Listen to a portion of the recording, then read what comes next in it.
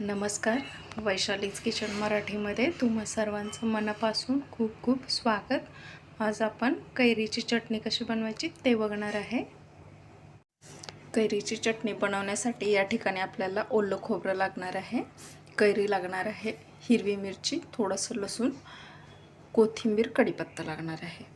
तर आपण खोबऱ्याचं प्रमाण हे डबल ठेवायचं, कैरीचं प्रमाण त्याच्या निम्मच ठेवायचं आणि मग हे सर्व आपण एकत्र मिक्सरला बारीक करून घेऊया आणि मग वरतून आपण तडका देऊया.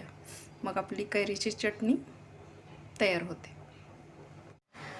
कैरीची चटणी आपण मिक्सरमध्ये फिरवून घेतलेली आहे, बारीक पेस्ट बनवून घेतलेली आहे. मी या ठिकाणी आता तेल गरम करण्यासाठी ठेवून दिलेलं आहे. तेल गरम झाल्यानंतर आपण याच्यामध्ये मोहरी घालणार आहे.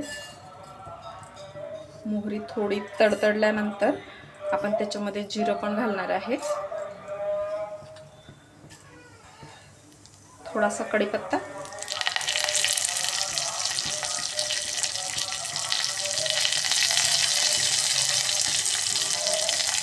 गॅस बंद करून घेऊया आपण.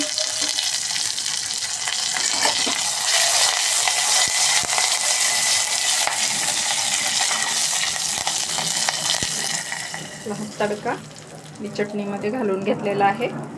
आता हे मिक्स करून घेऊया छान. मग ही आपली कैरीची चटणी खाण्यासाठी तयार होणार आहे.